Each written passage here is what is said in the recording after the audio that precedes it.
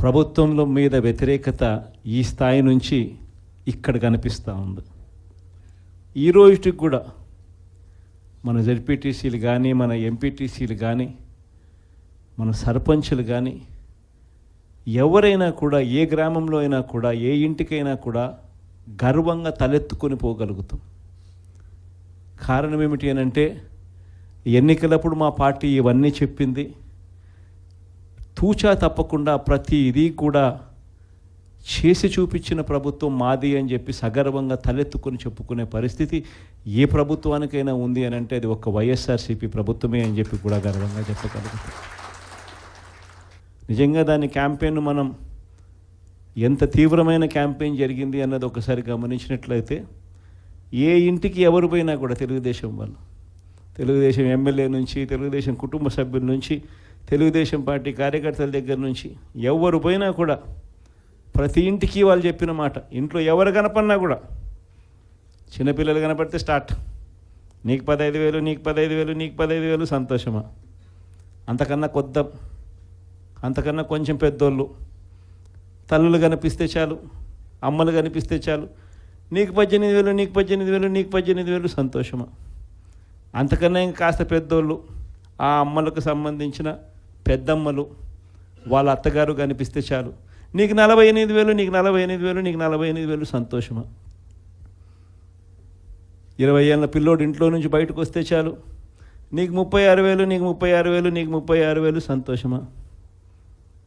ఇంట్లో నుంచి రైతు కండువా వేసుకొని బయటకు వస్తే చాలు, నీకు 20,000, నీకు 20,000, నీకు 20,000, సంతోషమా అనే మాటలు ఈ రోజుకి కూడా నా దగ్గరికి మన ఎమ్మెల్యేలు కూడా నా దగ్గరికి వచ్చి చెప్పారు, చాలామంది కూడా చెప్పినారు, అన్న ఈ రకంగా చెప్తా ఉన్నారన్న, మనమేమో కుటుంబం మొత్తానికి సహాయం మనం చేస్తూ ఉంటే వీళ్ళు ఇంట్లో ఉన్న ప్రతి ఒక్కరికి కూడా మేము చేస్తాము అని చెప్పి చెప్పడం మొదలు పెడతా ఉన్నారు.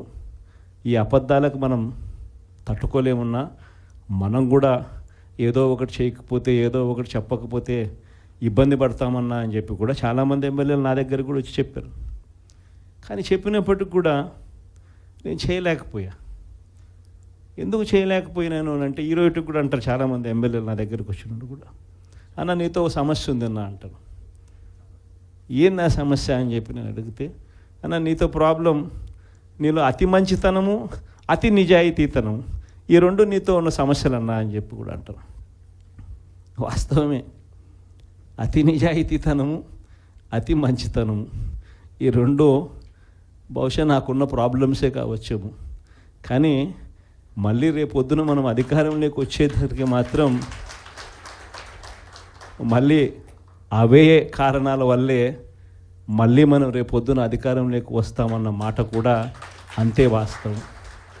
ప్రైవేట్ స్కూళ్ళు గవర్నమెంట్ స్కూళ్ళల్లో పోటీ పడగలుగుతాయా, ఇది సాధ్యమేనా అని చెప్పి అనుకునే పరిస్థితి నుంచి ప్రతి 6వ తరగతి నుంచి ప్రతి క్లాస్ రూమ్లోనూ డిజిటల్ క్లాస్ రూములు తయారు చేసి ఇవన్నీ తీసుకొచ్చి మన హయాంలో గర్వంగా కూడా తలెత్తుకొని చెప్పగలుగుతాం. ప్రైవేట్ స్కూళ్ళు గవర్నమెంట్ స్కూళ్ళతో పోటీ పడే పరిస్థితి వచ్చింది అని అంటే అది ఒక్క వైఎస్ఆర్సీపీ హయాంలో మాత్రమే. వసతి దీవెన గాలికి ఎగిరిపోయింది.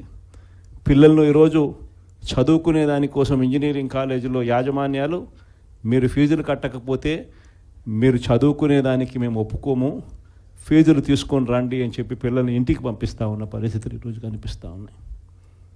వైద్య రంగం పరిస్థితి కూడా అంతే దయనీయంగా ఉంది.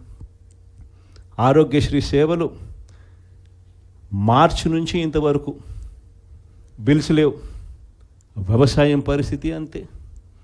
ఆర్బీకేలు స్థాపించి ఈ క్రాప్ పెట్టి ట్రాన్స్పరెంట్గా, పారదర్శకంగా ఉచిత పంటల బీమా అమలు చేసి దళారీ వ్యవస్థ అనేది లేకోకుండా ఆర్బీకేల ద్వారానే పంటలు కొనుగోలు చేసి ప్రతి రైతుకు తోడుగా అండగా నిలబడే కార్యక్రమం మనం చేస్తే, ఈరోజు ఏ రైతు ధాన్యం కొనుగోలులో ఏ రైతుకు కూడా కనీస మద్దతు ధర రాని పరిస్థితిలో ఈరోజు వ్యవసాయం చేస్తూ ఉన్న పరిస్థితులు ఈరోజు కనిపిస్తూ ఉన్నాయి.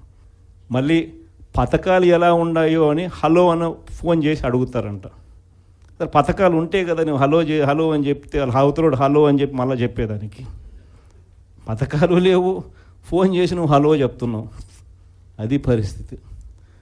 ఇంత దారుణమైన పరిస్థితుల్లో ఒకవైపున ఉంటే మరోవైపున చూస్తే విచ్చలవిడి కరప్షన్. ఇసుక రేట్లు మనకన్నా తక్కువ రేట్లకు ఇస్తామన్నారు. ఈరోజు చూస్తే కనీసం ఆ రోజు రాష్ట్ర ప్రభుత్వానికి కనీసం ఖజానాకు డబ్బులు వచ్చేటివి. ఈరోజు రాష్ట్ర ప్రభుత్వానికి రూపాయి కూడా డబ్బు ఆదాయం రాకపోగా ఇసుక రేట్లు చూస్తే డబల్. ఈరోజు మద్యం పరిస్థితి చూస్తే గవర్నమెంట్ నడిపే మద్యం షాపులు పూర్తిగా రద్దు. ప్రతి గ్రామంలోనూ వేలం వేసి బెల్ట్ షాపులు 2 లక్షలు 3 లక్షలు అని చెప్పి వేలం వేసి మరీ బెల్ట్ షాపులు నడుపుతూ ఉన్నారు. 6 నెలలు అయిపోయింది. ఇక మనం కూడా ప్రజల తరపున నిలబడాల్సిన సమయం వచ్చింది అని చెప్పి గట్టిగా కూడా మళ్ళీ చెయ్యి కలిపి పనిచేయాలి అని చెప్పి చెప్పడానికి మళ్ళీ మిమ్మల్ని అందరినీ కూడా ఇక్కడికి రమ్మని చెప్పడం జరిగింది. నా ప్రోగ్రాం సంక్రాంతి తర్వాత నా ప్రోగ్రాములు కూడా జిల్లాల్లో స్టార్ట్ అవుతాయి. నేను కూడా సంక్రాంతి అయిపోయిన తర్వాత జనవరి 3వ వారం నుంచి, జనవరి చివరిలోనో జనవరి 3వ వారం నుంచో నా ప్రోగ్రాములు కూడా జిల్లాల్లో స్టార్ట్ అవుతాయి. నేను కూడా ప్రతి జిల్లాలోనూ అక్కడే నిద్ర చేస్తా. ప్రతి బుధవారం ప్రతి గురువారం ఒక్కొక్క పార్లమెంట్లో 2 రోజులు 2 రాత్రులు అక్కడే పడుకుంటా. 3 రోజులు 3 నియోజకవర్గాలు, మరుసటి రోజు గురువారం మరో 4 నియోజకవర్గాలు కార్యకర్తలతోనే మమేకమయ్యే కార్యక్రమాలే చేస్తాం. ప్రోగ్రాం పేరు కూడా కార్యకర్తలతో జగనన్న పార్టీ బలోపేతానికి దిశా నిర్దేశం అనే ప్రోగ్రాంతోనే ఆ ప్రోగ్రాంలో కూడా అడుగులు ముందుకు వేస్తాం. ఆ ప్రోగ్రాం జనవరి 3వ వారంలో నా ప్రోగ్రాంలు స్టార్ట్ అయ్యేసరికి మీరేం చేయాలి అనే కార్యక్రమం కూడా చెప్పడానికి కూడా ఈరోజు మిమ్మల్ని అందరినీ కూడా ఇక్కడికి ఆహ్వానించడం జరిగింది. ఈరోజు శ్రీకాకుళం జిల్లాకు సంబంధించి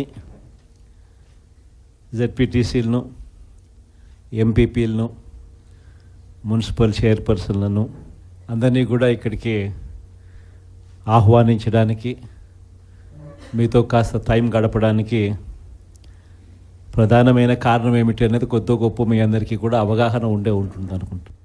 ఈ ప్రభుత్వం వచ్చి ఇప్పటికి దాదాపుగా 6 నెలలు అయిపోయింది.